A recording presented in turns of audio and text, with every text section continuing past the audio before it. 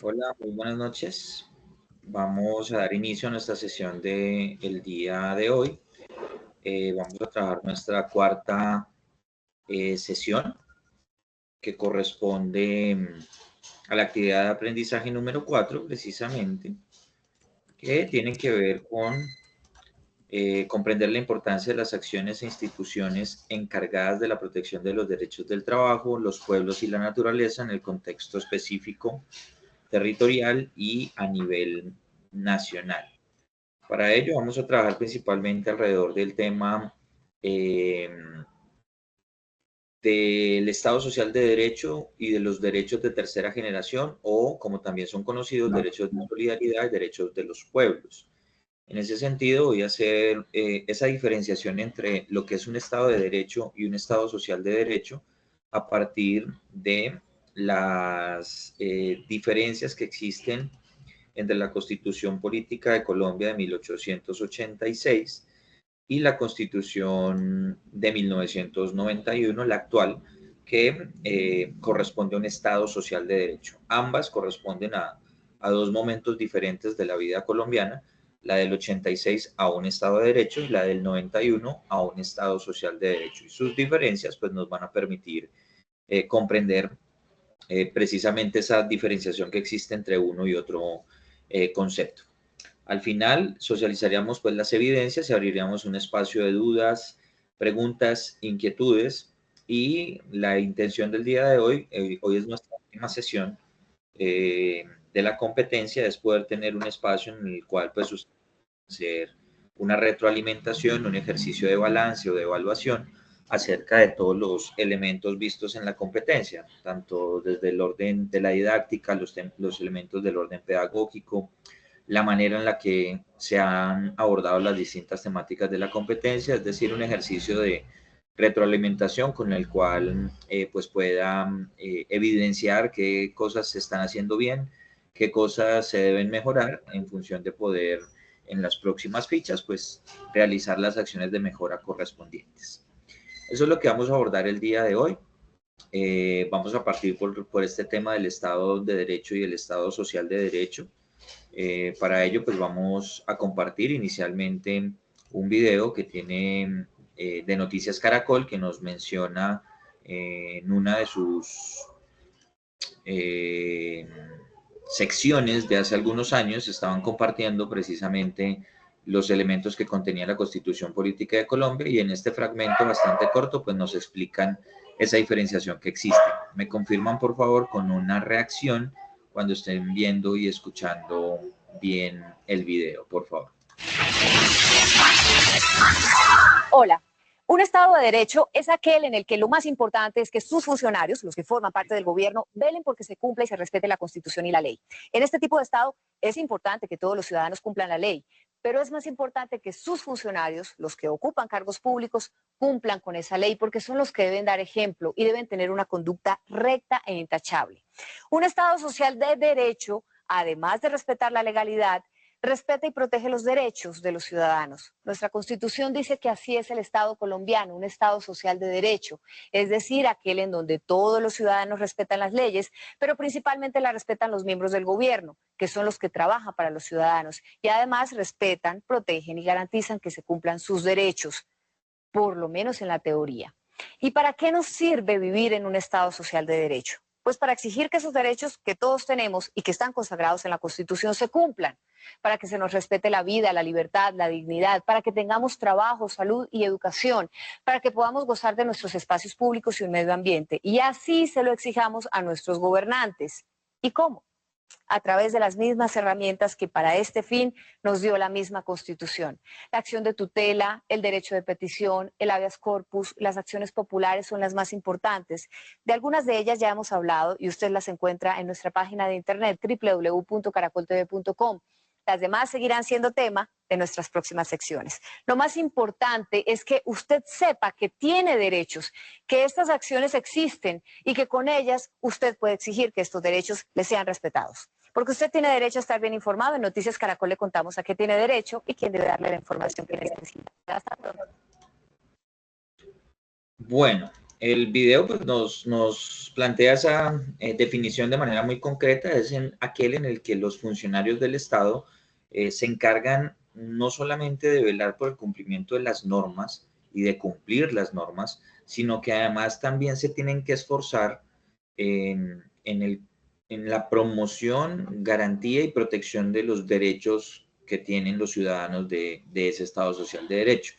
Entonces, mientras el Estado de Derecho simplemente se interesa por el cumplimiento de la ley, porque sus funcionarios cumplan la ley existente, en el Estado Social de Derecho, esa ley existente contempla unas garantías, contempla unos derechos, y por lo tanto a los funcionarios del Estado y a los ciudadanos, pues les corresponde, pero principalmente a los funcionarios del Estado les corresponde no solamente velar por el cumplimiento de la ley, sino además promover lo que contiene esa ley. Y dentro de los contenidos de esa ley, pues están los derechos fundamentales y pues todo este contenido, digamos, social que vamos a ver en la diferenciación que vamos a hacer entre ambas constituciones. Entonces, en esto, digamos, consiste como parte de las diferencias, pues, iniciales con relación a estos dos tipos de estados.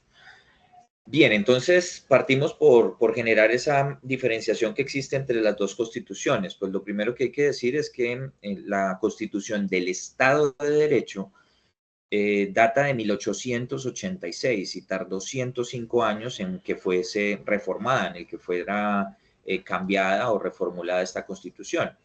Es una constitución de un ideario conservador, no contenía la Carta de Derechos que tenemos actualmente, no contenía, digamos, muchos elementos que fueron apareciendo en la historia y en el panorama jurídico y de los derechos humanos a nivel internacional a partir de los episodios desafortunadamente trágicos que tuvimos como las guerras.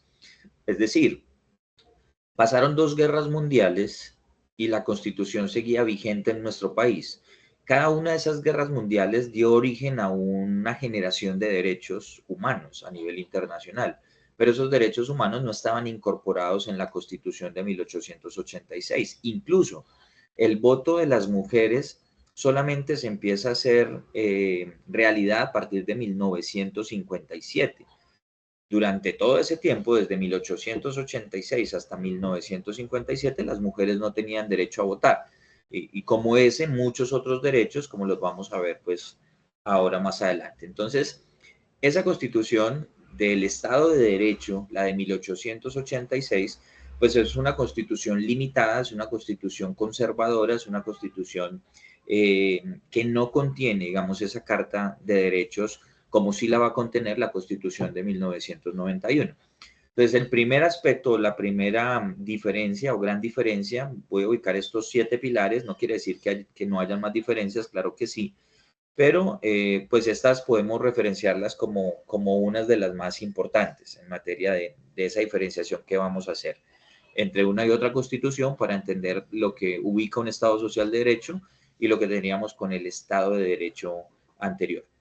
Entonces, la primera diferenciación tiene que ver con precisamente eso, que la Constitución, en el artículo primero, que habla del carácter y forma que asume el Estado colombiano, plantea de entrada que Colombia es un Estado social de derecho, ¿sí?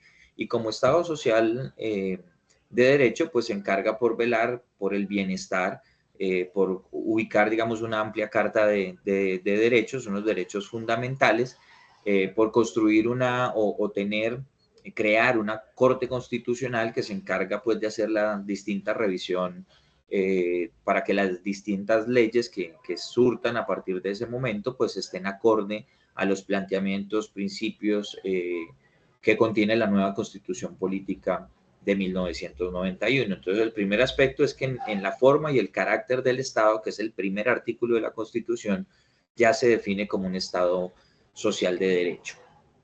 La segunda diferencia tiene que ver con los derechos fundamentales, y es que la Constitución del 86 no tenía esa Carta de Derechos Fundamentales, pero la Constitución del 91 ya los incorpora. Incorpora los derechos económicos, sociales y culturales y también incorpora derechos de tercera generación, de los cuales vamos a hablar más adelante en esta misma sesión.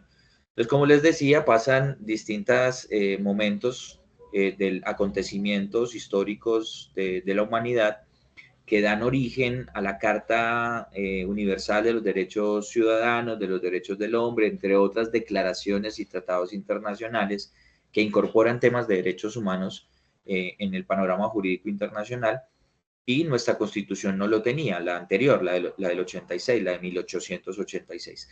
Pero la del 91, 105 años después, pues ya se logra incorporar como esta amplia Carta de Derechos, que además de ubicar una amplia Carta de Derechos Fundamentales, también ubica una connotación en materia de empoderamiento de esos derechos. No solamente nos trabaja la apertura de contar con esos derechos fundamentales, esos derechos económicos, sociales y culturales, sino que además nos da herramientas para asumir de manera propia, apropiarnos y empoderarnos del ejercicio de esos derechos.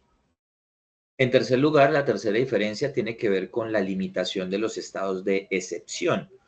Los estados de excepción son momentos de la vida de un país, de un estado, de la vida política, social, económica, ambiental o de salubridad de un país, entre otros aspectos, en los cuales se puede decretar la existencia de un estado que es excepcional.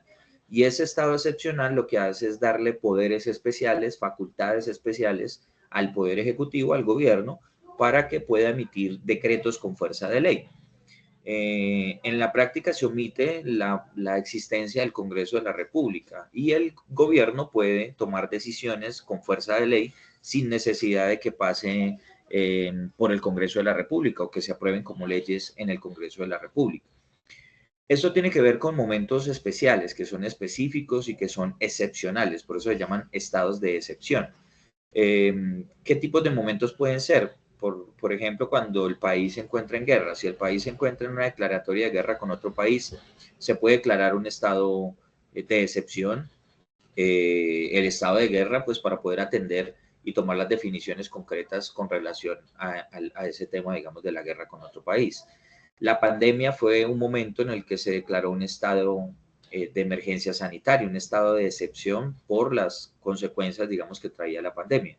Y se le otorgaron facultades especiales al presidente Duque para que pudiese atender de la manera como lo hizo la pandemia. En mi opinión lo hizo muy mal, pero más allá de la valoración sobre su papel en la atención de la pandemia, pues me sirve el ejemplo para demostrar cómo se pueden declarar estados de excepción o en qué momento se pueden declarar. Una emergencia ambiental, por ejemplo, puede también permitir declarar un estado de excepción y sobre esa base, pues el gobierno poder tomar decisiones en tiempo real de situaciones que ameritan actuaciones prontas, actuaciones inmediatas y que no dan espera, digamos, a los trámites normales que deberían desarrollarse en un Congreso de la República. Entonces, la Constitución del 86 permitía esto sin ningún tipo de control. No había ningún tipo de control sobre estos estados de excepción y en la práctica, cuando los gobiernos declaraban los estados de excepción, pues gobernaban prácticamente en el autoritarismo. La Constitución del 91, es decir, el Estado Social de Derecho, ya incorpora unas limitaciones. Ubica que la Corte Constitucional tiene que hacer una revisión precisamente de esa declaratoria para, en el ejercicio del control, evitar que se vulneren la totalidad de derechos fundamentales. Por ejemplo, en la pandemia vimos vulnerados, o sea, cuando hay estados de excepción, los derechos fundamentales se ven opacados, o sea, se van a ver vulnerados. Lo que hace la Constitución del 91 es evitar que se vulneren por completo o que se supriman por completo los derechos fundamentales. En la pandemia tuvimos derechos que fueron suprimidos, por ejemplo, la libre movilidad o la libre locomoción. No podíamos estar libremente en la calle. ¿Sí? Estábamos confinados y se desarrollaron pues las políticas de cuarentena, confinamiento, encierro y todo lo demás pues para prevenir o mitigar más bien las consecuencias o la propagación de la enfermedad.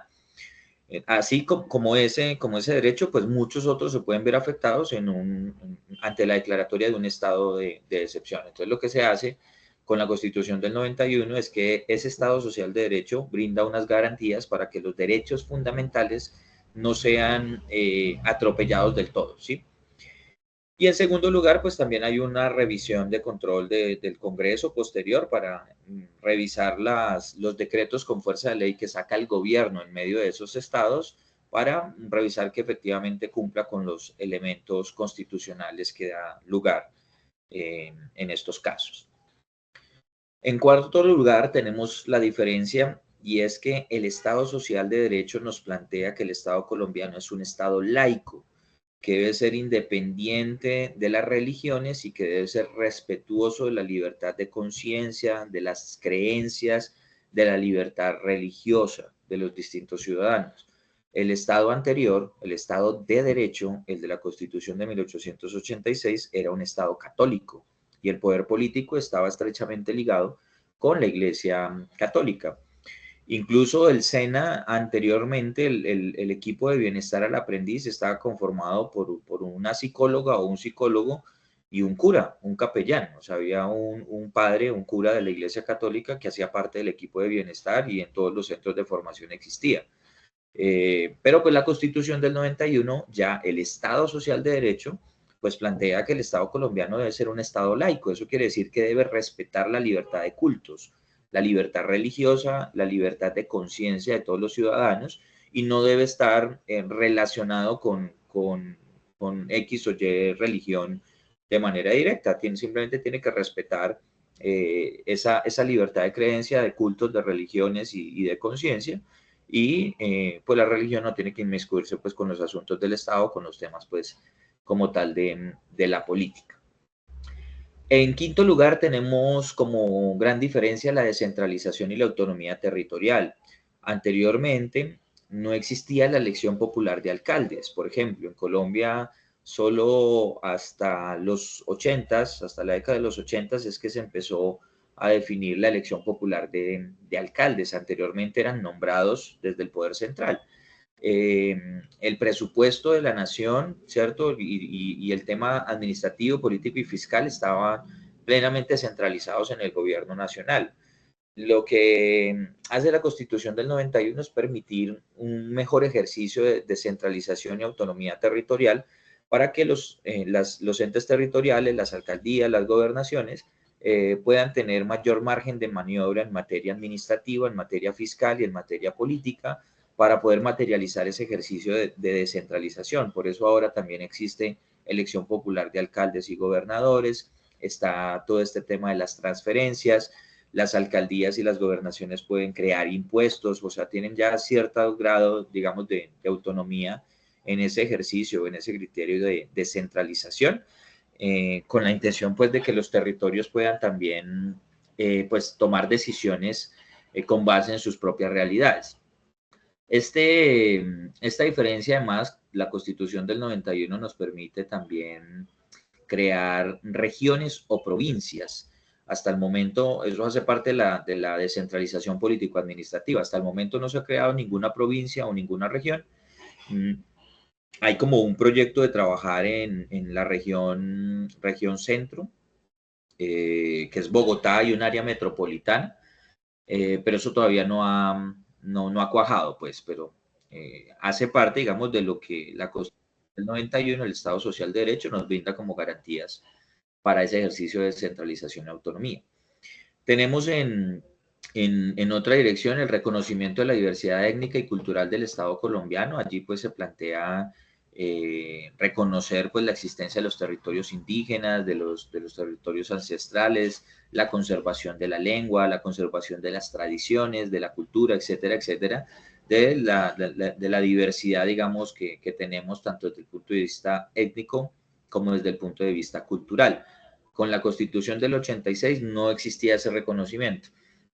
La Constitución del 91 ya incorpora pues el Estado colombiano como un Estado pues también plurinacional, con el reconocimiento pues del pluralismo y de la diversidad étnica y cultural. Y finalmente nos plantea también los mecanismos de participación ciudadana. No solamente nos da una carta de derechos, sino que además nos da unos mecanismos para defender esos derechos, que fue de lo que hablamos la semana anterior, sino que también nos da unos mecanismos de participación para poder tomar decisiones sobre los temas de la vida política, administrativa, jurídica, fiscal, etcétera, de nuestro país que nos importa y que nos afecta positiva o negativamente. Entonces, dentro de esos mecanismos de participación, pues está el plebiscito, tenemos el referendo, que es otro mecanismo de participación ciudadana, que además el referendo es un mecanismo que le permite a la ciudadanía reformar la constitución política. Hay solo algunas formas en las que se puede reformar la Constitución. Una de esas es mediante acto legislativo, es decir, vía Congreso de la República, y otra es mediante el referendo. Y el referendo es un mecanismo que le permite a la sociedad colombiana tomar la decisión, a los ciudadanos colombianos tomar las decisiones sobre cambios en la Constitución política. Tenemos las consultas populares, ¿sí? O las consultas populares o consultas previas también, que son mecanismos de participación en la que los ciudadanos son consultados para tomar decisiones sobre asuntos que tienen que ver con su vida práctica. Por ejemplo, las consultas populares fueron utilizadas o han sido utilizadas por distintas comunidades afrodescendientes, indígenas y campesinas para evitar que la explotación minera o la minería a gran escala o a cielo abierto y entre en sus territorios por las afectaciones ambientales, al tejido social, las afectaciones económicas que esas actividades productivas pueden traer para su territorio y su población. Entonces, muchas consultas populares en distintos municipios en Colombia, particularmente el Tolima fue uno de los que más utilizó en la última década este mecanismo de participación ciudadana, en la que se consulta a la ciudadanía del municipio, en el ejemplo que les coloco, si están de acuerdo o no con la explotación minera en su territorio y la gente vota, participa, vota, tiene que superar, digamos, ciertas formalidades y al final pues se hace el conteo y se toma la decisión teniendo en cuenta la mayoría, ¿no? La democracia y la participación de los ciudadanos. Y tenemos dentro de estos mecanismos la iniciativa popular. La iniciativa popular es otro mecanismo que nos da la Constitución de participación ciudadana para poder legislar. Eso quiere decir que los ciudadanos podemos crear leyes como iniciativas populares, ¿sí? En Colombia ya existe una ley de iniciativa popular, es la ley 119 de 1994, es la primera y única ley de iniciativa popular que hasta el momento existe. En los años 90, digamos, cuando arranca todo este proceso de gobierno de César Gaviria, el presidente César Gaviria, se promulga la Constitución Política de Colombia, se da lo que conocemos en nuestro país como la globalización.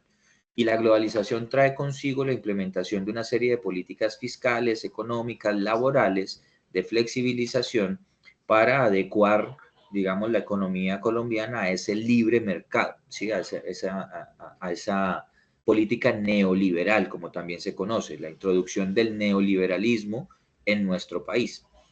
Y parte de esos criterios que plantea el neoliberalismo, la introducción del Estado a su mínima expresión, es poder generar una oleada o unas políticas de privatización, generar unos cambios en la legislación laboral para hacer que flexibilizar los contratos de trabajo de tal manera que se pueda pagar menos dinero a los trabajadores, bueno, entre otros aspectos. Todo eso hace parte de esas políticas neoliberales que se empezaron a implementar en nuestro país a partir de la globalización en los años 90.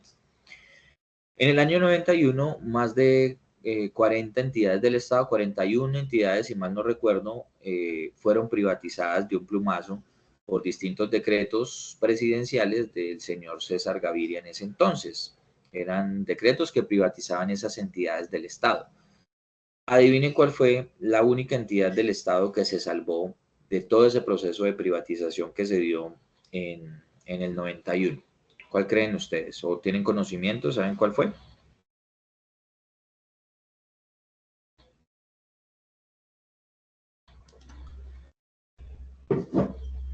¿Están ahí?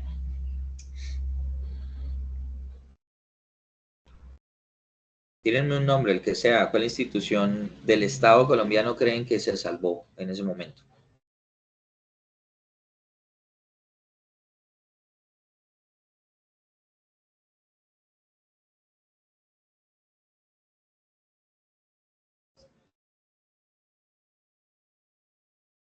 Las fuerzas militares no son necesariamente una institución, obvio, es una institución estatal, pero pues difícilmente iban a intentar privatizar las fuerzas militares, ¿no? Porque pues hacen parte del Estado colombiano y va a quedar muy difícil que un gobierno quiera que las fuerzas militares sean privadas, ¿no? Las fuerzas militares tienen que estar, porque hacen parte de la dinámica como tal y de la defensa del Estado. Entonces, no, esos no son las fuerzas militares.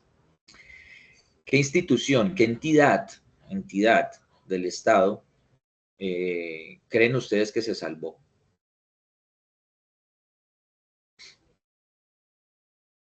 Sí, Carmen, fue el SENA. Sí, privatizaron bancos, habían bancos estatales, habían instituciones de crédito público, habían empresas de servicios públicos domiciliarios estatales, empresas de telefonía, entre otras, que fueron privatizadas, ¿sí? Y el SENA también como institución fue privatizada mediante un decreto que era el 2149 de 1991, ese decreto firmado por César Gaviria. Lo que salva al SENA de su privatización es que la organización sindical, Sindesena, se da la tarea de luchar para evitar la privatización de la entidad. Entonces, en conjunto con los aprendices de la época, los padres de familia de los aprendices de la época, pues esta organización sindical se da la tarea de buscar el acompañamiento de la ciudadanía colombiana para recoger más de 1.300.000 firmas con las cuales legislaron a partir de la construcción de esa primera y única ley de iniciativa popular que existe en Colombia, que es la ley 119 de 1994.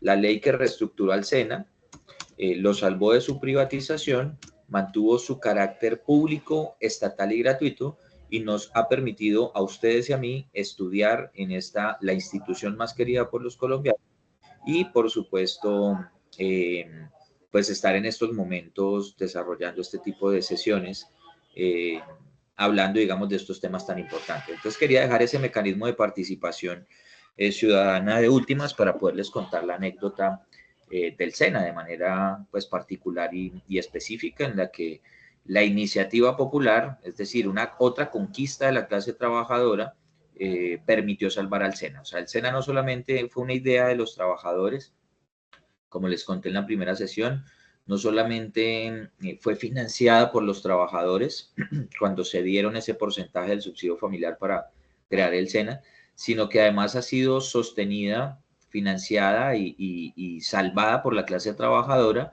en un acto, digamos, heroico que ya cumple 30 años, ¿sí? Hace 30 años, en febrero del 94 es que se promulga esa ley, como un triunfo de la ciudadanía expresada por la clase trabajadora que se dio a la tarea de recoger esas firmas y por supuesto de la ciudadanía colombiana en general, del pueblo colombiano, que respaldó esa iniciativa popular para devolverle al SENA su carácter estatal, su carácter público, para salvarla de su privatización y mantenerla gratuita para todos nosotros.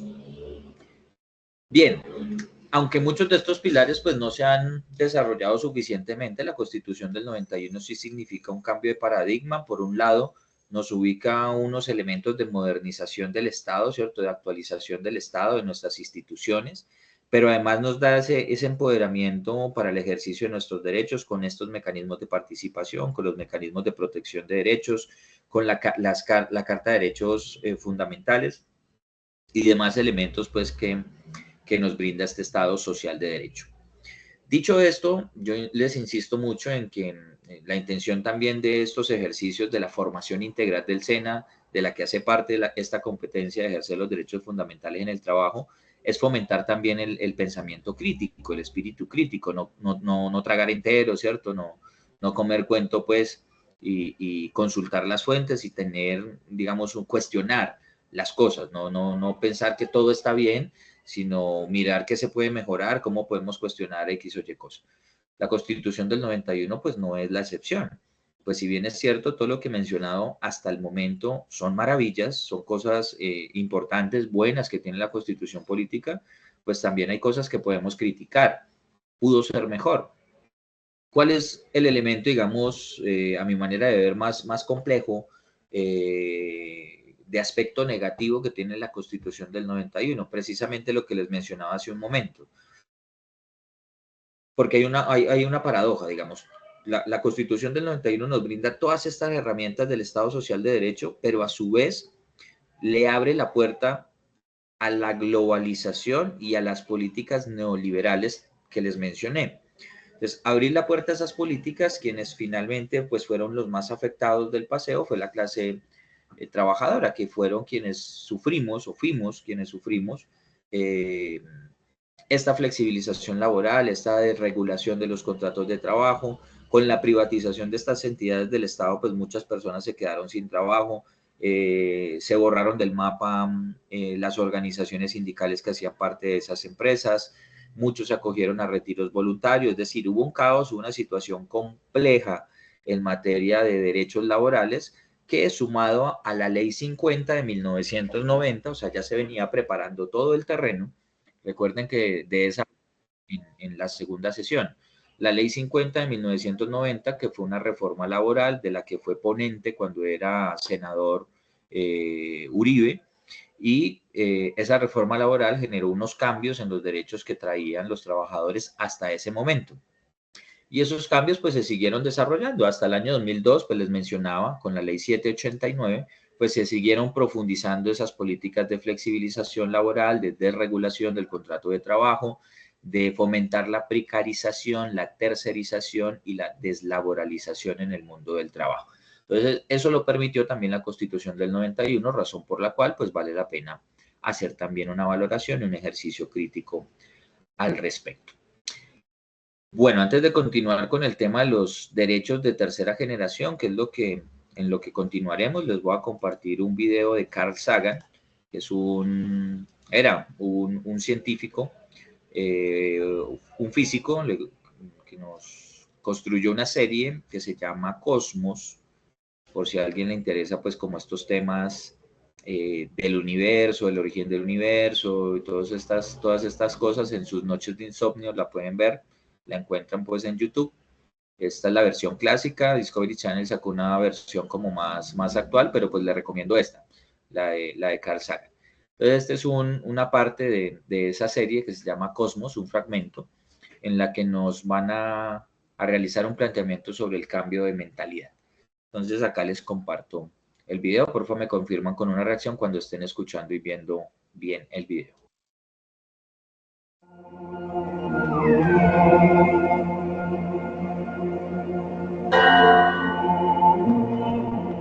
The cruelest desert on Earth is far more hospitable than any place on Mars.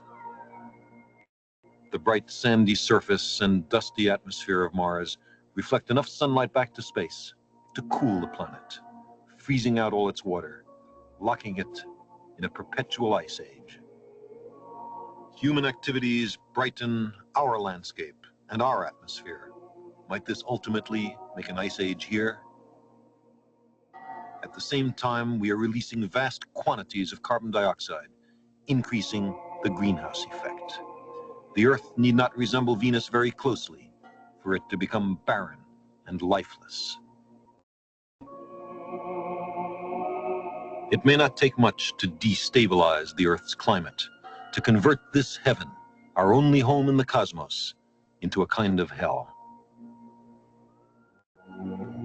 The study of the global climate, the sun's influence, the comparison of the Earth with other worlds, these are subjects in their earliest stages of development. They are funded poorly and grudgingly. And meanwhile, we continue to load the Earth's atmosphere with materials about whose long-term influence we are almost entirely ignorant. There are worlds that began with as much apparent promise as Earth, but something went wrong. Knowing that worlds can die alerts us to our danger. If a visitor arrived from another world, what account would we give of our stewardship of the planet Earth? Since this series was first broadcast, the dangers of the increasing greenhouse effect have become much more clear. We burn fossil fuels like coal and gas and petroleum, putting more carbon dioxide into the atmosphere and thereby heating the Earth. The hellish conditions on Venus are a reminder that this is serious business. Computer models that successfully explain the climates of other planets, predict the deaths of forests, parched croplands, the flooding of coastal cities, environmental refugees, widespread disasters in the next century, unless we change our ways. What do we have to do? 4 things. 1, much more efficient use of fossil fuels. Why not cars that get 70 miles a gallon instead of 25? 2, research and development on safe alternative energy sources, especially solar power. 3, reforestation on a grand scale. And 4, helping to bring the billion poorest people on the planet to self-sufficiency, which is the key step in curbing world population growth. Every one of these steps makes sense apart from greenhouse warming. Now, no one has proposed that the trouble with Venus is that there once was Venusians who drove fuel-inefficient cars, but our nearest neighbor, nevertheless, is a stark warning on the possible fate of an Earth-like world.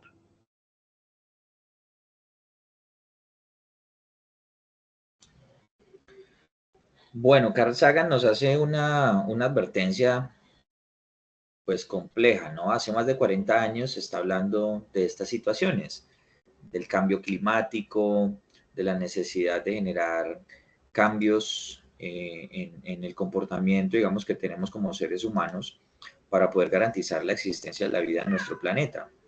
Y pues infortunadamente es algo que parece que todavía está muy lejos de poderse lograr.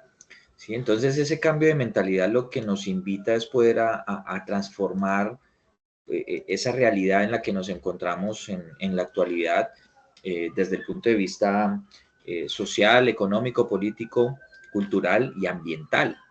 ¿Sí? ¿Cómo es posible que desde hace más de 40 años se esté hablando, por ejemplo, de transición energética, ¿cierto? De energía eólica, otro tipo de energías, lo que conocemos hoy como las energías limpias, y hasta el momento no se hayan hecho los esfuerzos suficientes para poder desarrollar ese tipo de energías, por lo menos en nuestro país y a nivel general? ¿Cómo es posible que desde hace más de 40 años incluso los autos eléctricos ya existían y no se produjeron? ¿Sí? No se organizó el aparato productivo para que los autos pues fuesen eléctricos y pudiésemos mitigar como tal ese gasto ambiental que se ha generado. Entonces el cambio ambiental tiene que ver, el cambio de mentalidad, perdón, tiene que ver precisamente con cómo podemos transformar esa realidad. Pero esa realidad no solo se transforma desde la individualidad que tenemos nosotros como seres humanos y desde nuestros hogares. Desde luego que nuestras acciones en el hogar son importantes, el reciclaje, reutilizar, ¿cierto? Hacen parte de las acciones mediante las cuales podemos aportar un granito de arena, pero ese granito de arena va a ser ínfimo si no aportamos la volquetada de arena, si no cambiamos la mentalidad que pudiese aportar una volquetada de arena del aparato productivo, de los dueños de las corporaciones, de los dueños de las fábricas, de las empresas, de las multinacionales, de las transnacionales. ¿De qué nos sirve a nosotros reciclar o reutilizar las 4 o 5 botellas plásticas que podemos utilizar en nuestro hogar a la semana si por minuto se están produciendo millones de botellas plásticas en el mundo? Coca-Cola está produciendo millones de botellas, miles de botellas plásticas, mientras yo estoy recogiendo 4 botellas. O sea, claro que es importante recoger las 4 botellas mías, por supuesto que sí, pero es más importante poder influir en la decisión de Coca-Cola, en el ejemplo que estoy colocando, para que pueda transformar su aparato productivo y producir de una manera amigable y sostenible con el medio ambiente. De lo contrario, va a ser muy, muy complejo lograr esta realidad. ¿De qué nos sirve?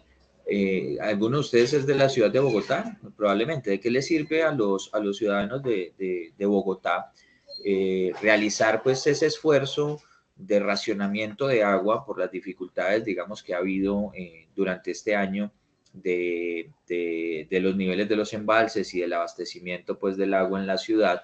¿De qué le sirve a las familias abstenerse de utilizar el agua o ahorrar el agua durante un día a la semana o al mes, o no sé cómo esté ahora la política de racionamiento, si no se le para el chorro de agua a Coca-Cola? Eso es una de las denuncias pues que se están haciendo de manera reciente, que mientras los bogotanos están aportando, digamos, en el racionamiento, a Coca-Cola pues no se le cerró el grifo, digamos, del agua. Ellos siguen haciendo uso del agua que los bogotanos no están consumiendo. Entonces, si no cambiamos la mentalidad de quienes tienen la facultad, el poder y la propiedad sobre esos medios de producción, sobre esas empresas, sobre el capital, sobre las fábricas, pues sencillamente vamos a vernos abocados a precisamente una realidad en la que ya la vida como la conocemos en el planeta Tierra cambie radicalmente. Entonces, a eso, digamos, como introducción o como reflexión inicial, quería pues compartirles ese video precisamente para podernos introducir en este tema de los derechos de tercera generación. Entonces, tenemos la concepción de estos derechos de tercera generación, pues está enmarcada en nuestra época, salta, digamos, los límites geopolíticos individuales de una nación específica para colocarse, ubicarse en el terreno y en el plano internacional, es decir, que es un tema que nos corresponde al conjunto de la humanidad y no solamente a un país en específico. Y pues surge, digamos, estas oleadas de derechos, les decía, o unas generaciones de derechos de la siguiente manera, más o menos. Hay una primera generación de los derechos civiles y políticos, o que se conocen como derechos de generación, que son los que surgen a partir de las revoluciones de la burguesía a nivel internacional. Entonces, estos son la Revolución Francesa, la Revolución de los Estados Unidos, entre otras, son como modelos de revolución que dieron origen a el surgimiento de estos derechos de primera generación o derechos civiles y políticos. Hay una segunda ola que son los que conocemos como derechos de segunda generación o derechos económicos, sociales y culturales, los DESC, que surgen a partir de la Primera Guerra Mundial. Cuando finaliza la Primera Guerra Mundial hay unas expresiones con la Revolución Mexicana, la Constitución de México, la Constitución de Alemania. Ustedes saben que Alemania pierde pues esa Primera Guerra Mundial, entonces la nueva Constitución que se ubica en Alemania contiene, digamos, esa carta de derechos económicos, sociales y culturales. Y hay una tercera generación de derechos que es la que surge a partir de la Segunda Guerra Mundial. Una vez finaliza la Segunda Guerra Mundial, se construye esta tercera ola de derechos o derechos de tercera generación, que también son conocidos como derechos de solidaridad, derechos de los pueblos, o pues como tal de los derechos de tercera generación. Dentro de esta amalgama, digamos, de derechos de tercera generación, que es de los que vamos a hablar, pues destacan el derecho a la paz, el derecho al desarrollo, el derecho a la libre determinación de los pueblos y el derecho a un ambiente sano y ecológicamente equilibrado. Entonces, esta es como una lista de los derechos de tercera generación. Me voy a referir específicamente a los primeros 4 derechos. Los otros, pues, haré una mención, simplemente los listamos, haré una mención rápida. Pero sobre los 4 primeros, pues sí voy a hacer como alguna explicación breve. Entonces, el primero de ellos, pues, es el derecho a la paz, ¿no? Que suena paradójico que estemos hablando de paz en un mundo tan violento, en un mundo donde acontecimientos como la Primera y la Segunda Guerra Mundial, pues no nos han dado las enseñanzas suficientes para entender que la guerra no es el camino mediante el cual debemos resolver y dirimir nuestras diferencias y nuestros conflictos. No aprendimos para nada de nuestra historia. A pesar de conocerla, parece que estamos ciegos a condenarnos nosotros mismos a repetir la historia. Lo que está sucediendo actualmente en la Franja de Gaza, con el genocidio que se está cometiendo en contra del pueblo palestino, es una situación bastante compleja. Es algo a todas luces reprochable. O sea, la situación de hacinamiento, la violación a los derechos humanos, todo lo que ha sucedido y se han marcado en esta guerra, no hay justificación alguna, ni de tipo político, ni de tipo religioso, ni de ninguna característica que logre justificar el bombardeo de hospitales, el bombardeo de escuelas, el asesinato de niños, el atacar a las misiones médicas, el no permitir el ingreso de alimentos, el sitiar de esa manera. O sea, hay una intención de exterminio que es clara. ante los ojos de la comunidad internacional sin que se haga lo suficiente para frenar semejantes actos de barbarie que están sucediendo ante nuestros ojos y que no hemos logrado detener. Es difícil creer que el pueblo que fue víctima de actos de barbarie similares en la Segunda Guerra Mundial sea el pueblo que esté ejerciendo esos mismos actos en contra de otro pueblo. O sea, es difícil comprender cómo logra transformarse la mentalidad de los seres humanos de tal manera de que se justifican este tipo de acciones. Incluso uno de los atletas de Israel en plenos Juegos Olímpicos, uno de los abanderados, que son los que cargan la bandera, que son como los principales atletas, ¿cierto? Los más reconocidos. El tipo tiene videos que subió a sus redes sociales firmando, autografiando las bombas que iban a lanzar contra el pueblo y contra los niños palestinos. O sea, son actos que no deberían suceder y que no deberían pasar impunemente.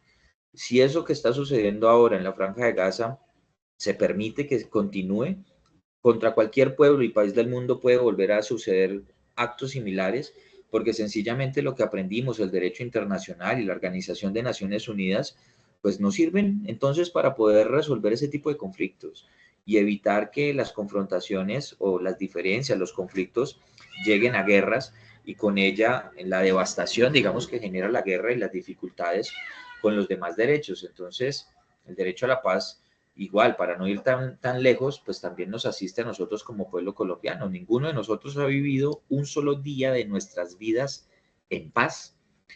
Colombia ha sido uno de los países más violentos del mundo y la historia republicana de Colombia pues está plagada de guerras civiles, la guerra de los 1000 días, la violencia bipartidista, el asesinato de Jorge Eliezer Gaitán, lo que conocemos como la época de la violencia a partir de 1948, donde los conservadores mataban liberales solo por ser liberales, donde los liberales mataban conservadores solo por ser conservadores.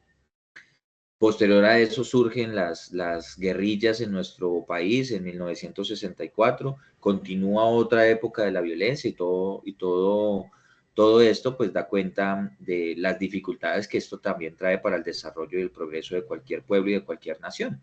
Entonces nosotros también tenemos derecho a la paz y espero de todo corazón que la política de paz total que está promoviendo pues el actual gobierno de diálogo con los distintos actores armados pueda traducirse en acuerdos y en construir esa paz estable y duradera que tanto pues anhela y merece el pueblo colombiano. Uno ve en algunos de esos actores armados que no están como muy interesados en este tema de la paz, pero creo que hay que insistir. Y precisamente el ejercicio de la ciudadanía laboral, de la ciudadanía activa, pues nos permite a nosotros como ciudadanos participar y poder deberíamos tener también participación en la toma de decisiones sobre estos asuntos, porque finalmente pues a quienes perjudica pues es al conjunto de la sociedad colombiana. Pues eso con relación al derecho a la paz. Todos los pueblos del mundo tenemos derecho a la paz, el pueblo colombiano, el pueblo palestino, el pueblo de Israel, el pueblo ruso, el pueblo ucraniano, por mencionar algunos ejemplos pues de la situación bélica de los últimos meses. En general pues todos tenemos ese derecho a la paz. Tenemos un segundo derecho que es el derecho al desarrollo que permite una vida digna. Y esto tiene su doble dimensión, el desarrollo desde el punto de vista individual, pero el desarrollo también desde un enfoque colectivo. Tiene que ver con el desarrollo desde un enfoque económico, pero también tiene que ver con el desarrollo desde una visión integral y holística de los derechos humanos. Una sociedad que aplique los derechos humanos, todos los derechos humanos de primera, segunda y tercera generación, es una sociedad desarrollada. Una sociedad que colectivamente pueda garantizar ingresos y trabajo digno para el conjunto de su población desde el punto de vista económico, pues también es una sociedad desarrollada. Y este derecho al desarrollo pues está estrechamente ligado también con el derecho a la paz. Difícilmente un país en guerra va a alcanzar niveles amplios o altos de desarrollo. Y difícilmente un país que no logra alcanzar niveles de desarrollo para el conjunto de su sociedad y de su población, pues va a prevenir los conflictos y esos conflictos pueden traer guerras. Es decir, si tenemos excluida, aparte de la población del derecho al desarrollo, pues esa población pues va a entrar también en una conflictividad social, y esa conflictividad social, como en el caso colombiano, pues puede traducirse en, desafortunadamente, en ejercicios de guerra.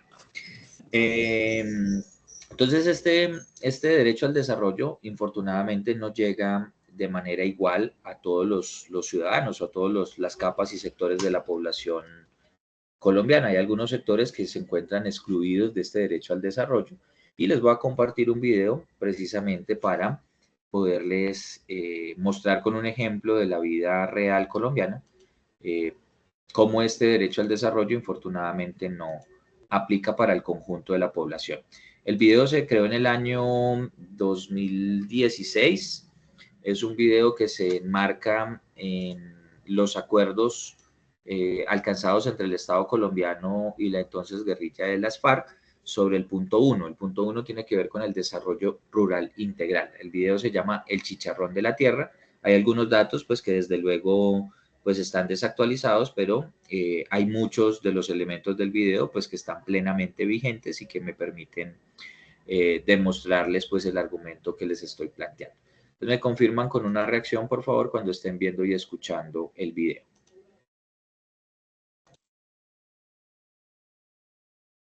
¿Cuáles son los insumos vitales para la supervivencia humana y su desarrollo? Los alimentos, el agua, los minerales, la energía y las medicinas. ¿Y sabes dónde están las fuentes de estos insumos? ¿En las ciudades? No, están en el campo y en los mares. El campo y los mares son fuente de vida, no solo para los seres humanos, sino para el planeta entero. ¿Y sabes otra cosa? Colombia es rica en todos estos recursos. Observa. Nuestro país tiene 42,3 millones de hectáreas para uso agropecuario. Observa la gran cantidad de ríos que tenemos. Además, tenemos 2.900 kilómetros de costa sobre 2 océanos. Nuestro territorio es muy rico en recursos mineroenergéticos. Imagínate que el 50% de los páramos del mundo están en Colombia y además somos el segundo país del planeta en biodiversidad. Pero eso no es todo. Colombia tiene la posición geográfica más estratégica del continente. Entonces, tú te preguntarás, si somos un país tan rico en todos estos recursos, ¿por qué estamos como estamos? Pues te vamos a explicar en estos minutos el chicharrón de la tierra en Colombia, el gran freno a nuestro desarrollo económico y social y que es el primer punto de los acuerdos de La Habana. Volvamos a nuestro mapa. ¿Recuerdas que te dijimos que Colombia tiene 42,3 millones de hectáreas para producción agropecuaria? Pues bien, de ellas el 80%, 33,8 millones de hectáreas, son dedicadas a pastos para ganado. Y el resto, tan solo 8,5 millones de hectáreas, es decir, solo 20%, es dedicado a la agricultura. De esos 8,5 millones de hectáreas en agricultura, 7,1 millones de hectáreas son dedicados a grandes cultivos de café, palma, caña de azúcar y casi todos dedicados a exportar. Y solo 1,4 millones es dedicado a agricultura para consumo interno. ¿Ves alguna desproporción? ¡Ojo! ¿Sabes esto qué significa? Que 5 millones de pequeños campesinos que cultivan esas 1,4 millones de hectáreas producen el 43% de los alimentos que consumimos en Colombia. Pero ¿sabes que hay algo más desproporcionado aún? ¿Estás sentado? Siéntate. Te puedes ir para atrás. En Colombia solo el 0,4% de la población posee el 46% de la tierra. Observa. 8:20 minutos de la mañana, y esto que van a ver explica buena parte de lo que sucede con nuestro campo. Después de 45 años, Colombia vuelve a tener censo agropecuario con cifras preocupantes. Solo el 6% de las tierras rurales son cultivadas, mientras que aumentó la concentración de terrenos en manos de unos pocos. Por ejemplo, esas 33,8 millones de hectáreas que se usan para pastoreo le sirven a 24 millones de vacas. Es decir, nuestras vacas colombianas son las más cómodas del mundo. Tienen 1,5 hectáreas para cada una. Esto es más o menos como si a cada vaca le diéramos 1,5 campos de fútbol. Para que te hagas una idea de este absurdo económico, te doy un ejemplo. En Holanda agrupan 140 vacas por hectárea. ¿Vas adivinando quiénes son los paganinis del chicharrón de la tierra en Colombia? Pues claro, son los pequeños campesinos y campesinas. Se estima que en Colombia viven unos 5 millones de pequeños campesinos y campesinas. La mayor parte de ellos viven con 200.000 pesos al mes o menos. Esto es lo que una persona gasta en Bogotá en pasajes de Transmilenio y taxis. ¿Puedes creer que aún hay gente que no sabe leer y escribir? Pues en el campo de Colombia, el 15% de los campesinos y campesinas son analfabetas. Imagínate que en el campo el 83% de los niños y niñas no van a la escuela, el 80% no termina la secundaria y solo 1% va a la universidad. ¿Te imaginas la vida sin agua potable? Pues el 60% de los campesinos no tiene agua y el 85% tampoco tiene alcantarillado. El 65% de los campesinos nunca ha recibido asistencia técnica, ni maquinaria, ni créditos para cultivar mejor. Ahora bien, en las ciudades no tenemos una buena salud. Imagínate qué pasará en el campo. Y como si fuera poco, es en el campo donde se vive la guerra, de donde salieron 6 millones de desplazados que han emigrado a las ciudades, de donde se han puesto los muertos, los desaparecidos, donde caen las bombas de los aviones del ejército y los tatucos de las guerrillas, donde se han producido las masacres y el paramilitarismo. Es en el campo donde llegan las grandes mineras a ensuciar el agua, a perforar la tierra y a desplazar los campesinos. Es en el campo donde los aviones fumigan cultivos declarados ilícitos y también los demás cultivos. Pero ojo, los consumidores en las ciudades también somos paganinis de este chicharrón de la tierra. ¿Sabías que Colombia importa, es decir, compra a empresas del exterior, 10 millones de toneladas de alimentos cada año? ¿Sabías que Colombia importa el 99% de los cereales que consumimos, el 80% del maíz, el 50% del arroz y más del 50% de los frijoles, arvejas y lentejas? ¿Sabías que de la bandeja paisa los únicos productos colombianos son el chicharrón, el chorizo y el aguacate? Observa, Colombia importa arroz de Estados Unidos, Filipinas y Ecuador. Casi todo el maíz con el que hacemos nuestras arepas viene de Estados Unidos, Canadá o Argentina. Y el 50% de frijoles que consumimos vienen también de Canadá. Además, Colombia importa cada año 242 millones de dólares en carne de Estados Unidos y Argentina. Los huevos son importados de Alemania y el plátano es importado de Ecuador. ¿No te parece absurdo que siendo un país con un inmenso potencial agrícola importemos casi la mitad de lo que nos comemos y tengamos tanta tierra dedicada a pastos o a producir palma destinada a combustibles de carros? Alguien podría decir, mejor que importen alimentos, así yo los compro más baratos. Eso es falso. Hoy el dólar está a más de 3.200 pesos. Ello quiere decir que Colombia compra comida más cara porque los alimentos que vienen del exterior se compran en dólares. Es decir, que cuando vayas al supermercado o la tienda, esa manzana o arroz probablemente te cuesten más. Lo que no pasaría si se cultivaran aquí. Pero además, si consumes productos cultivados aquí, beneficiarás a los pequeños campesinos que los cultivan. ¿Te das cuenta cómo el problema de la tierra frena el desarrollo económico y social del país? ¿Te das cuenta cómo el problema de la tierra genera pobreza en el campo? ¿Entiendes que el problema de la tierra es el generador del conflicto? ¿Te das cuenta que si resolvemos el problema de la tierra, tendremos más alimentos de mejor calidad a mejores precios? ¿Entiendes por qué el punto 1 de La Habana busca dar solución al chicharrón de la tierra en Colombia? ¿Estás de acuerdo en que todos y todas debemos apoyar la implementación de este punto? Entonces, te invitamos a que compartas este video y nos des tu opinión en el hashtag #chicharrón de la tierra.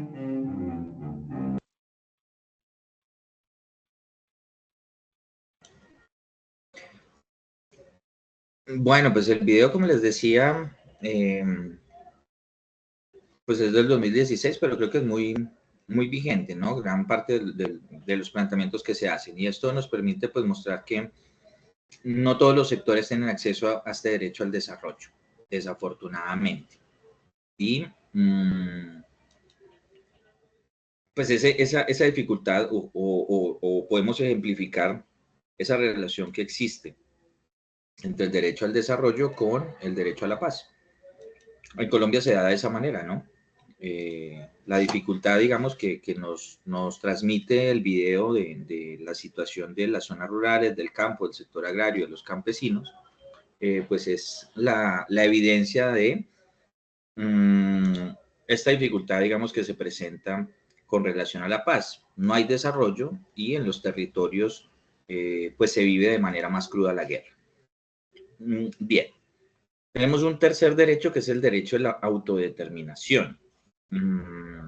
Este derecho es la materialización en libertad que tienen los pueblos de poder definir libremente cómo desarrollar, cómo organizarse políticamente, cómo definir qué hacer con sus recursos naturales. Es decir, cada pueblo tiene el derecho de determinar libremente el destino que quiere para su propio pueblo, ¿sí? Y este es precisamente el tipo de derecho que se ve afectado con la injerencia extranjera en las decisiones propias de un país. Cuando países extranjeros o países extraños meten sus manos en las decisiones que deben tomar autónomamente los pueblos de una nación, afectan este derecho, ¿sí? Esa, lo que llamamos injerencia extranjera. En algún momento Colombia tuvo un conflicto complicado con Ecuador cuando uno de los gobiernos de Uribe se realizó un bombardeo en territorio ecuatoriano, ¿sí? Y eso generó un conflicto internacional porque hubo una injerencia al territorio de otro país y eso pues en el derecho internacional es una violación a la soberanía y pues tiene como las complicaciones. Más aún cuando el país extranjero conspira o desarrolla acciones ya concretas, directas en contra de ese pueblo para vulnerar su libre determinación. Como en los casos de colonialismo, que también existen actualmente en el mundo. Existen todavía colonias, ¿sí? Existen lugares que son colonias de algunas potencias o países desarrollados. Puerto Rico, por ejemplo. Puerto Rico es un estado más de Estados Unidos, pero es una colonia. Y el pueblo de Puerto Rico no tiene la posibilidad de ejercer esa autodeterminación como pueblo porque está ligado a una injerencia de los Estados Unidos, del Estado de los Estados Unidos. Las Islas Malvinas, por ejemplo, que quedan en Argentina, que eran de Argentina, pues fueron arrebatadas por Inglaterra. Ahora son de Inglaterra y Argentina no tiene el derecho de autodeterminar libremente los destinos de su pueblo porque una parte de su territorio pues se encuentra o fue, digamos, expropiada por parte de este país, Inglaterra. Hay colonias francesas en África, por ejemplo. Por eso es que ustedes ven y vieron en los Olímpicos o en el Mundial, pues una cantidad de deportistas de ascendencia africana que representan al país Francia, representan a Francia, pero en realidad vienen de sus colonias en África. Entonces, este tipo de injerencia y de colonialismo, pues afectan la materialización de este derecho y al afectarse la materialización de este derecho, al un pueblo no tener el derecho de determinar libremente su propio destino, pues entra en conflicto con quien ejerce esa presión o quien está vulnerando ese derecho. Y esos conflictos pueden derivar en situaciones tan complicadas como las que pues estamos viendo en nuestra actualidad en distintas latitudes del mundo. Y pues tenemos el derecho a un ambiente sano y ecológicamente equilibrado. En la actualidad pues es imposible hablar de derechos de tercera generación sin hablar del derecho a un ambiente sano y ecológicamente equilibrado. Es necesario mencionarlo. En primer lugar, por lo que ya hablábamos del cambio de mentalidad y estos elementos pues que trae consigo el video que vimos de Carl Sagan, que compartimos de Carl Sagan, pero también pues porque es una realidad, o sea, lo que estamos viviendo, yo no sé cómo estuvo la temperatura en sus ciudades, pero en Ibagué hoy el calor estuvo desesperante, o sea, fue impresionante la temperatura que alcanzamos el día de hoy en la ciudad de Ibagué y probablemente en otras latitudes, cuando llegue la época de lluvias, pues va a ser también una situación complicada en materia de emergencias por desastres naturales, entre otros aspectos. Y todo esto está relacionado con la manera en cómo hemos afectado el medio ambiente, afectado la naturaleza, afectado la capa de ozono y por lo tanto hemos afectado la vida en el planeta Tierra. Entonces, este derecho a un ambiente sano y ecológicamente equilibrado también tiene su relación con los derechos anteriores. Si un país está en paz, pues el medio ambiente se va afectado, pues porque la guerra pues afecta negativamente el medio ambiente por los bombardeos, por el ejercicio, digamos, de la actividad pues bélica, pues afecta al medio ambiente. Y por otro lado, el derecho al desarrollo, ¿cierto? Que hablábamos hace un momento, no puede pasar por encima del derecho al medio ambiente. O sea, está bien que nos desarrollemos, está bien que económicamente podamos tener mejores niveles de prosperidad, pero siempre hay que guardar un respeto y una salvaguarda por el medio ambiente. Por eso todos los derechos se encuentran interrelacionados. Entonces, para concluir con este cuarto derecho, les voy a compartir un último video. Van a ver algunas caras conocidas. Es colombiano también, precisamente sobre este tema ambiental en lo que tiene que ver con la minería a cielo abierto y la contaminación que ejerce en cualquier territorio, pero particularmente la situación que atravesamos en Colombia. ¿Me confirman de nuevo, por favor, con la reacción cuando lo estén viendo y escuchando?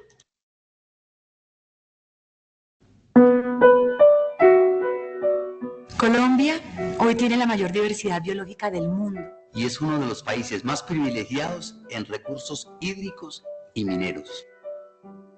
En Colombia, a quien se le otorga una licencia minera, tiene por ley el derecho a explotar el subsuelo de tu casa, tu tierra. Estas son las zonas que actualmente están siendo solicitadas para la explotación minera. La explotación de megaminería de oro en alta montaña Requiere para la obtención de 1 gramo de oro 1000 litros de agua por segundo. Eso quiere decir que en un día de explotación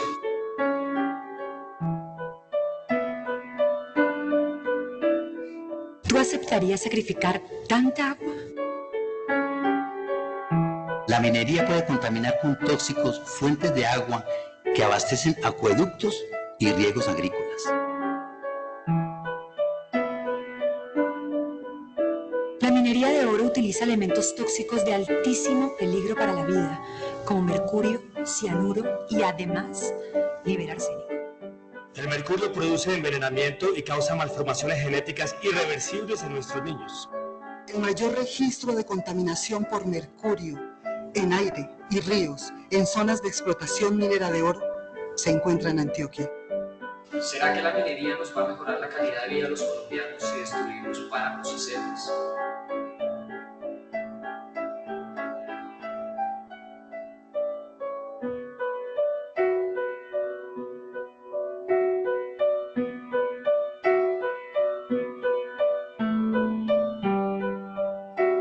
La minería a cielo abierto contamina el aire y produce suelos estériles que impiden el resurgimiento de la vida.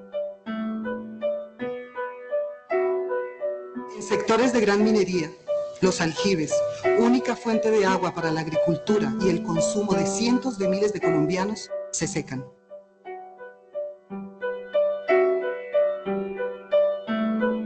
Son irrisorios los impuestos que paga la minería. Genera apenas el 1% del empleo en Colombia. Con las regalías que aportan los mineros, no se cubren los daños ambientales y sociales que ocasionan. ¿Es razonable que el agua de todos se destine a la minería? Por fortuna, hoy en Colombia, la actividad minera en los páramos está prohibida. Esto es solo el comienzo. Nuestro desafío es proteger nuestras selvas. Proteger los ríos, las montañas, zonas pobladas, sitios sagrados. Para ello, hay que cambiar la legislación minera. El agua nos pertenece a todos por derecho constitucional. Agua pura, agua limpia, la mejor herencia que le quiero dejar a mis hijos. Para sus hijos. Pero solos no podemos. Hagámosle juntos. El agua es nuestro mineral más precioso. El agua no es negociable. La vida no es negociable.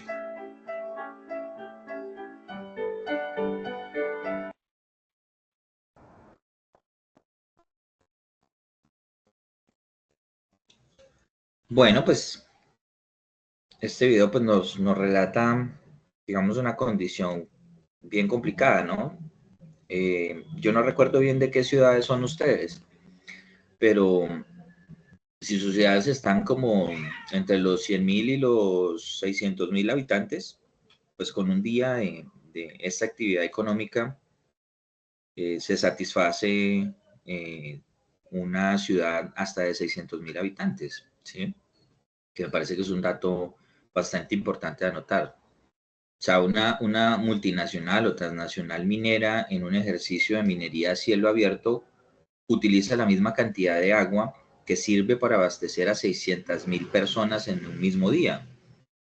Y pues es increíble, o sea, que nosotros permitamos ese tipo de desbalance. A eso es a lo que me refiero cuando les estoy hablando del cambio de mentalidad y de que el cambio de mentalidad no puede ser exclusivo de la individualidad de cada uno de nosotros en nuestros hogares. Claro que hay que hacerlo, pero el cambio de mentalidad principalmente tiene que ver con el aparato productivo, con nuestros dirigentes políticos, con los dirigentes gremiales, que pues en función de acumular riquezas, de acumular capital, pues desarrollan este tipo de actividades productivas que los enriquecen, por supuesto, pero que traen todas este tipo de afectaciones para el conjunto de la población, para el conjunto de la humanidad y para el planeta en sí mismo. Y bueno, pues tenemos estos otros derechos, la independencia económica y política, la identidad nacional y cultural, a la coexistencia pacífica, el derecho al entendimiento y confianza, la cooperación internacional y regional, la justicia internacional, el uso de los avances de las ciencias y la tecnología, la solución de los problemas alimenticios, demográficos, educativos y ecológicos, el patrimonio común de la humanidad. Colombia tiene varios elementos que hacen parte del patrimonio común de la humanidad. Bueno, quiero cerrar pues esta sesión del día de hoy con una frase de Eduardo Galeano, que fue un escritor uruguayo. Él falleció hace algunos años, uno de mis autores, digo yo, favoritos, que nos habla de la utopía. La utopía es ese ideal, ¿no? Es como ese sueño, ese inalcanzable, eso tan hermoso, tan precioso, ese paraíso al que quisiéramos llegar en algún momento, ¿sí? Y nos da estas bonitas líneas sobre la utopía que me permite hacerles una invitación como reflexión final. Dice así: la utopía está en el horizonte. Camino 2 pasos, ella se aleja 2 pasos y el horizonte se corre 10 pasos más allá. Entonces, ¿para qué sirve la utopía? Para eso, sirve para caminar. Les invito a que caminen, les invito a caminar juntos, a construir nuestro propio camino, en el que podamos, no solamente con las herramientas que nos brinda acertadamente el SENA desde el punto de vista técnico, sino también con las herramientas de la formación integral, poder actuar como seres humanos, como personas, como ciudadanos pensantes, con pensamiento crítico y con capacidad de transformación.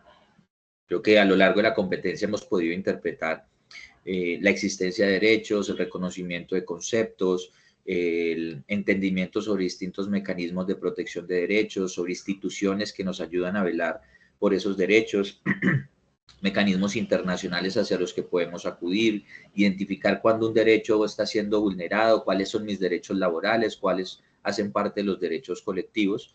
Pero creo que además de interpretar todo eso, debemos avanzar a no quedarnos simplemente en contemplar acríticamente la realidad, sino en actuar para transformarla. O sea, la invitación de caminar es una invitación de caminar para actuar, para hacer, para aprender haciendo, aprender siendo y en ese ejercicio del saber, ¿cierto? Poder materializar todos estos conocimientos que hemos podido adquirir para transformar nuestra realidad, cambiar lo que deba ser cambiado.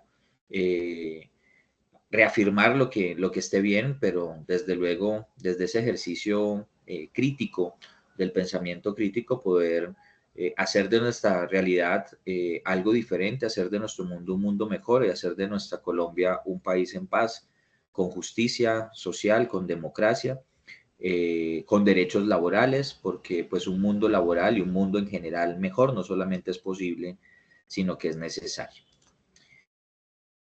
Bueno, chicas y chicos, muchísimas gracias por su participación y asistencia el día de hoy.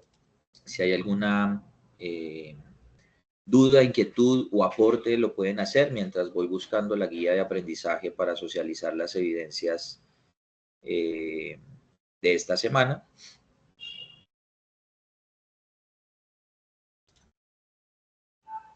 Hola, profe, buenas noches. Hola, Carmen, buenas noches. Pues, o sea, relacionado a esto, en cuanto a los derechos, Yo soy del departamento del Putumayo y en el departamento del Putumayo anhelamos la paz, pero pese a todos los gobiernos que han pasado, pese a todas las cosas que se han hecho, o sea, de pronto en los medios de comunicación, pues ya no hay las muertes, las masacres en sí, pero sigue habiendo ese miedo por todo. Entonces, no sé, y la paz, o sea, de pronto en este momento ya estamos en la parte de la sustitución de cultivos ilícitos, muchos proyectos, pero no tenemos unas vías dignas para sacar los productos. Nuestros campesinos, ellos dicen, a mí más fácil me queda sacar 1 kilo de coca en un morral que sacar un racimo de plátano 3, 4 horas a venderlo cuando me dan una miseria. Entonces, en esa parte el gobierno está implementando muchos proyectos, pero se está olvidando de las vías. Además, el Putumayo es un departamento donde lo han explotado. Acá está la parte de petróleo. Muchos derramamientos de crudo en el río Putumayo, ha habido emergencias ambientales, empresas como Libero Cobre que quieren apoderarse de la montaña en Mocoa, donde ya miramos que tuvimos sí, se puede decir una catástrofe que prácticamente llevó parte de la ciudad. Entonces, de pronto todo eso, o sea, todas esas clases, todo lo he centrado mucho en mi departamento, de los derechos laborales. No tenemos acá empresas, no tenemos cómo trabajar. Por ejemplo, yo, hacer una pasantía, decir me voy a trabajar en tal empresa, acá en el departamento del Putumayo no hay una empresa de confecciones. Entonces, es muy difícil en esa parte, pero sí muy chévere porque también uno como que mira tantos derechos que uno tiene y tantas cosas que se están vulnerando. De todas maneras, muchísimas gracias, profe, por esos aportes tan valiosos en estas 4 semanas y le agradezco mucho porque pues de todas maneras esto a veces nosotros las transversales las miramos como que no son importantes, pero para mí esta transversal, o sea, siempre me captó mucho de poder estar en cada clase. Gracias a usted y muchas gracias. A ti, Carmen, por tus palabras y en efecto el Putumayo, ¿no? Imagínate. No sé si ustedes han tenido la oportunidad o si les guste la literatura, la lectura. Hay un autor colombiano que se llama José Eustacio Rivera y tiene un libro que se llama La Vorágine. La vorágine, en esencia, es una denuncia ambiental de la entonces multinacional de la industria del caucho y las afectaciones que trajo al medio ambiente en el Putumayo y a las comunidades indígenas del Putumayo. Léanse la novela, es una novela, léansela que es un relato de la vida real. Y desde esa época, digamos, se viven ese tipo de condiciones de abandono a territorios que han sido olvidados por los gobiernos de turno y por el Estado colombiano, que solamente van a estos lugares a hacer negocios, a buscar votos y de resto pues como si no existieran. Y eso es precisamente parte de los temas que son necesarios cambiar. Yo reconozco que en esta última etapa, en estos últimos 2 años, se han hecho unos esfuerzos muy importantes en materia de restitución de tierras, por ejemplo, de que el campesino pueda volver a la tierra que le fue arrebatada producto de la violencia, de compra de miles de hectáreas para entregársela a campesinos sin tierra o con tierra insuficiente para que puedan cultivar y trabajar la tierra, de entregar las bienes y propiedades de extinción de dominio que le fueron quitadas a los narcotraficantes, entregarles fincas o haciendas enteras a familias de campesinos para que puedan producir y tener cómo sustentarse y a sus familias, la promoción de la economía solidaria con la unidad solidaria, entre otros aspectos, el reconocimiento de los derechos campesinos, que ya es ley de la República que salió recientemente, son parte de esos aspectos que solo hasta este último gobierno se han logrado con la comunidad campesina. Y fue necesario contar con un gobierno de estas características para que se pudiesen materializar algunos de esos cambios. Siguen siendo insuficientes, pero son muy significativos, son bastante importantes en ese camino, digamos, en ese trasegar de poder equilibrar o garantizar justicia social para todos los habitantes de nuestro país, de nuestra Colombia. Si no hubiese llegado, digamos, este gobierno, pues seguiría igual, o quizás peor las condiciones en las zonas rurales, en los sectores agropecuarios y en el campo colombiano. Entonces, sí es importante precisamente lo que tú dices, Carmen, de asumir una valoración crítica, es decir, está bien lo que se ha avanzado hasta ahora, pero hace falta mejorar en tales aspectos, y precisamente ese espíritu es lo que queremos incentivar. ¿Cómo podemos generar esa transformación? No solamente quedarnos en la contemplación del problema, sino también cómo actuamos, cómo generamos propuesta y cómo generamos iniciativa para que esas cosas cambien. Iniciativas del orden político, iniciativas del orden económico, iniciativas del orden social, o sea, iniciativas de todo tipo, que pueden ir hasta de candidaturas políticas. Si a Carmen de pronto le interesa la política y considera que tiene la posibilidad de hacer gestión y todo, hacerle, por supuesto, porque eso hace parte del ejercicio de nuestros derechos ciudadanos. Si lo considera a partir de la economía solidaria, de la organización popular, de las organizaciones sociales, pues también se puede hacer. Si se puede hacer a través de querellas y quejas que se presenten al Estado colombiano, las administraciones y demás, también se pueden hacer. Si se pueden hacer a través de proyectos de ley que se presenten en el Congreso de la República, por supuesto que es bienvenido.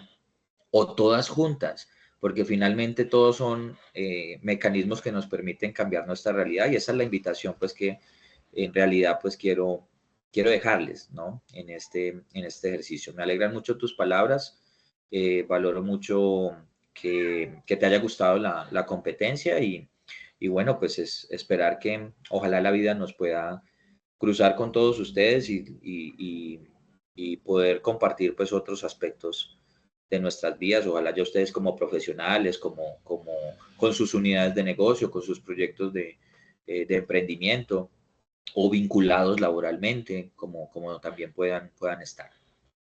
Entonces, bien, les voy a compartir la evidencia y ya les doy la palabra a los demás para que puedan también dar como sus opiniones, sus valoraciones, hacer el balance. Entonces vamos a hacer una sola evidencia.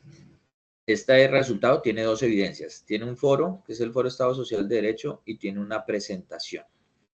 Entonces vamos a hacer el foro. Vamos a hacer el foro y la misma evidencia del foro me la suben en la presentación. ¿Listo? Lo colocan pues como documento y me la suben en la segunda evidencia de la presentación.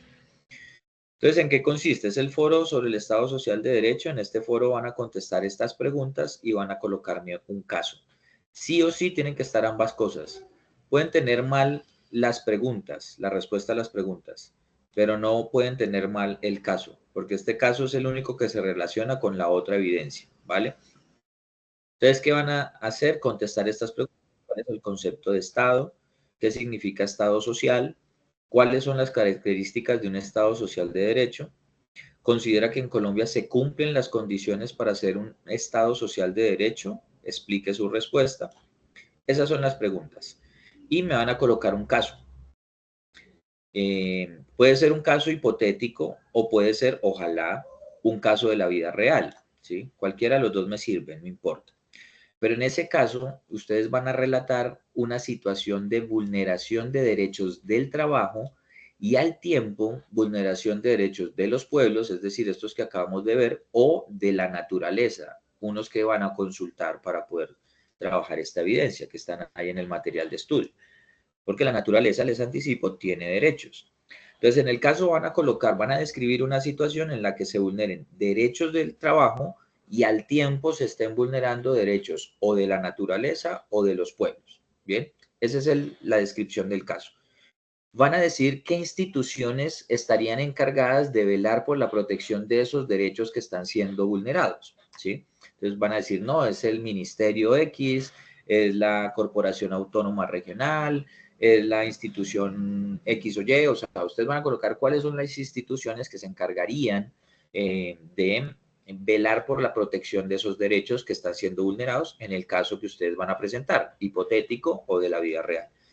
Y van a proponer acciones públicas de solución para superar esa situación de vulnerabilidad, para proteger esos derechos. Una o varias acciones, ¿sí? de solución. Esa es la evidencia, ¿sí? Es bastante sencilla. La idea es que en el caso pues, puedan relacionarlos con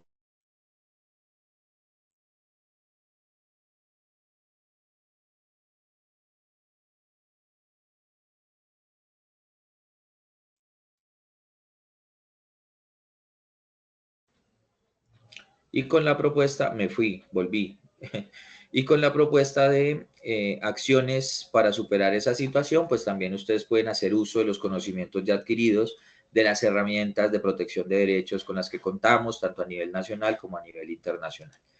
Entonces, esa es la evidencia. Yo les dejo el foro habilitado mañana, por tardar mañana, y esto mismo me lo cargan en esta evidencia que se llama presentación. ¿Sí? Me lo cargan en la misma. Yo se los valgo como la misma evidencia. Y eso sería lo que nos haría falta trabajar. Recuerden que la competencia termina el 2 de septiembre. Nos quedan 5 días. Entonces, quienes estén de pronto atrasados con evidencias y eso, pues pónganse en las pilas porque ya, pues ya esto terminó. O sea, hoy es la última sesión. Ya lo que me queda es que ustedes carguen las evidencias que les hagan falta y calificarles y subir juicios evaluativos y se acabó. ¿Sí? Ya ustedes continúan con otra competencia. Bueno, esos son como las evidencias o la evidencia que van a presentar en ambas para este resultado de aprendizaje y ahora sí, pues quisiera escuchar a los demás sus valoraciones, sus opiniones, sus críticas, sus observaciones para mejorar respecto de los contenidos de la competencia, respecto de la manera en la que he abordado los temas, si consideran que lo he hecho de una manera adecuada, si les parece que puedo mejorar en algunas cosas. Es que me puedan dar como sus opiniones positivas y de oportunidades de mejora para yo, precisamente en esta retroalimentación, pues poder hacer los ajustes que sean necesarios para realizar de mejor manera mi trabajo y que las próximas fichas con las que voy a estar desarrollando la misma competencia, pues no cometer los mismos errores que de pronto pude haber cometido. Entonces, bueno, les escucho. Johan, Yuri, Sonia o Juan o Carmen, si quiere agregar algo más.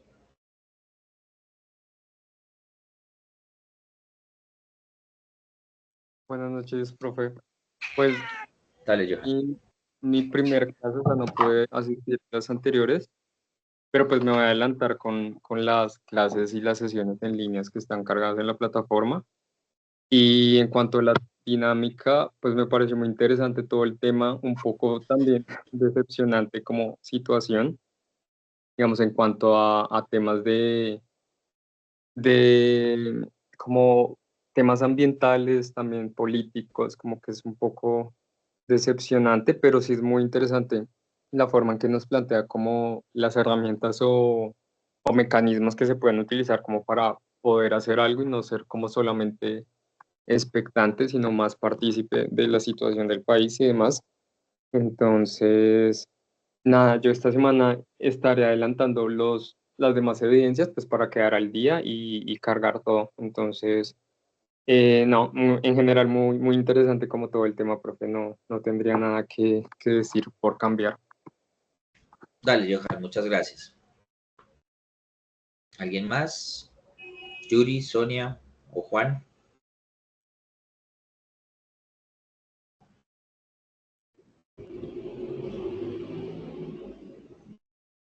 ¿Siguen ahí?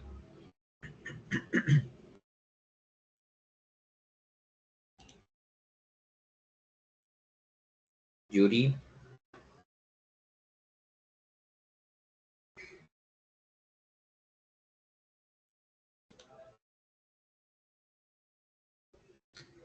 Sonia. Juan, dale, adelante, te escucho. Para mí es importante escuchar sus valoraciones, sus observaciones, sus sugerencias, sus quejas o reclamos o sus felicitaciones, pues lo que dé lugar. Listo, profesora, que puedo volver a repetir la pregunta que hizo, es que recién acabo de llegar a mi casa. Disculpe, estaba en la calle cocinando, no la escuché. Juan, la idea es que podamos hacer una retroalimentación, que ustedes me puedan hacer sus observaciones, dar sus opiniones sobre cómo les pareció la competencia, qué oportunidades de mejora tenemos, qué críticas pueden haber o qué aspectos pues estamos haciendo bien. Sonia, adelante.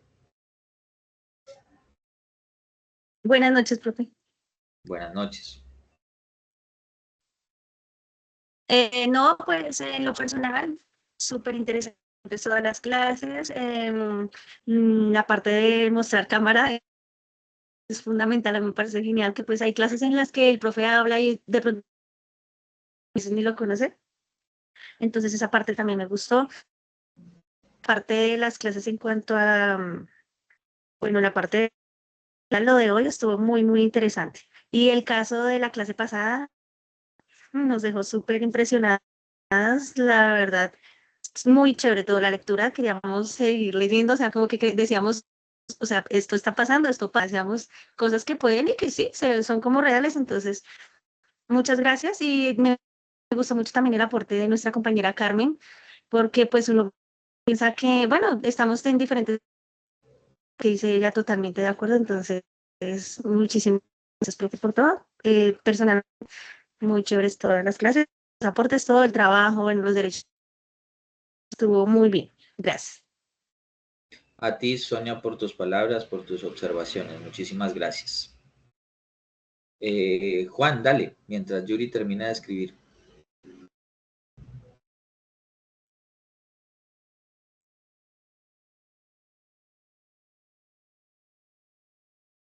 Pues bueno, yo no, la verdad no he podido, digamos así, compartir mucho, ya que yo estoy en proceso de adelantarme, me estoy terminando de adelantar porque voy bastante regular en las materias, bueno, en esta formación empezar ahorita estoy trabajando para ponerme al día y sacar esto adelante, pero pues bueno, digamos lo poquito que he podido pues ver así 3 y media adelantar, pues me parece pues temáticas chéveres poder hasta conocer, digamos, este otro, ¿cómo decirlo? Ámbito, esta otra manera hasta de los temas que se tratan, como pues digamos en la clase de hoy, que digamos de lo que puedo escuchar ahí, pues sobre laboral. Bueno, de eso, perdón, es que no puedo escuchar hace mucho así, pues hasta ahora me estoy adelantando.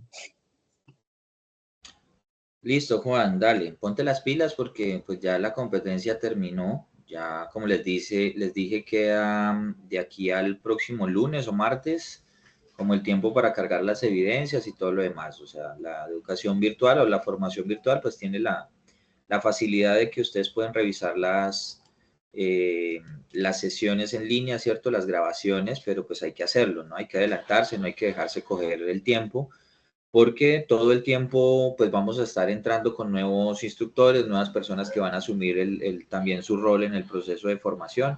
Y si ustedes vienen rezagados con evidencias de otras competencias, ¿cierto? En este caso, pues con la mía, pues van a tener más dificultades al final y ahí es cuando vienen las deserciones, cuando ustedes se desaniman y todo lo demás.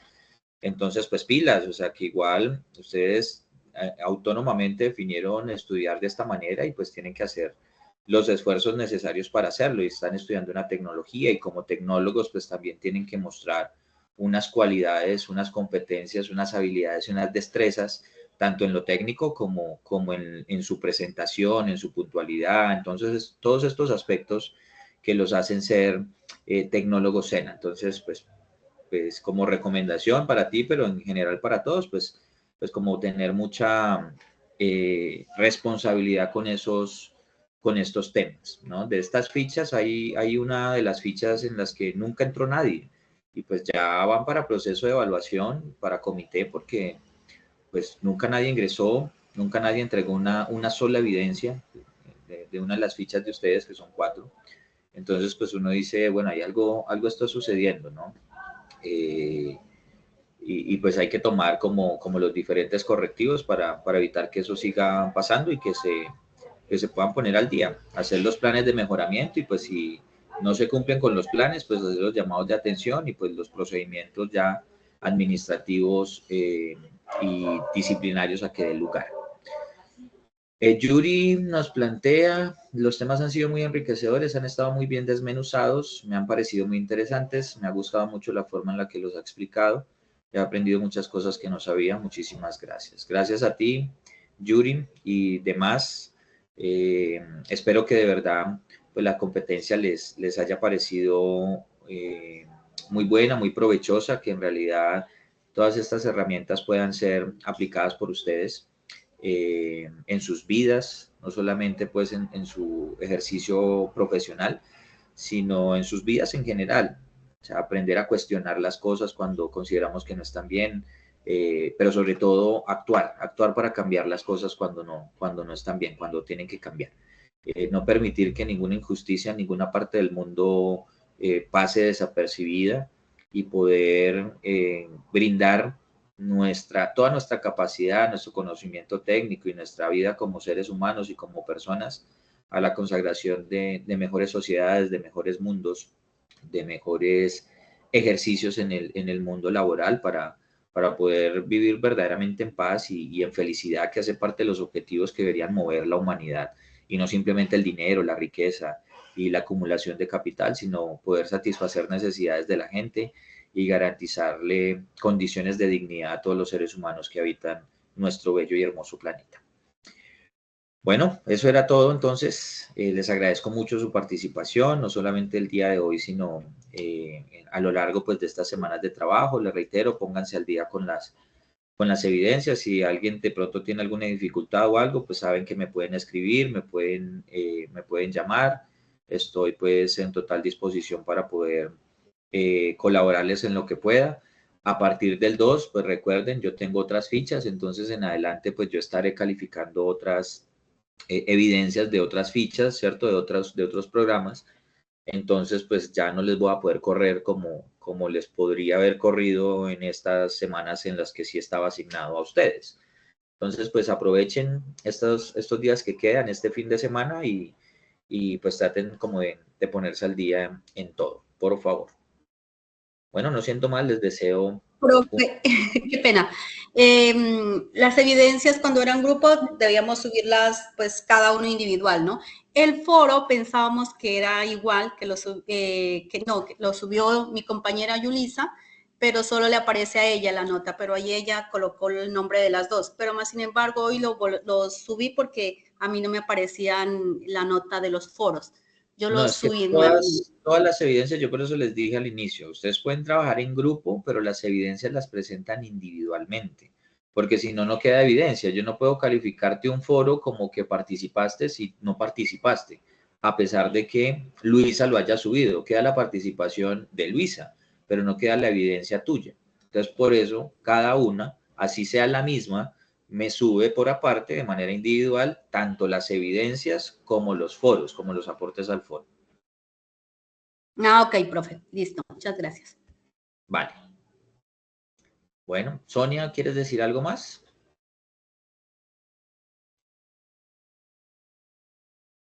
No, señor. Ah, es que tienes la mano levantada, entonces pensé que querías participar de nuevo. Ay, qué pena, no me había dado cuenta. Bueno, muchas gracias, profe.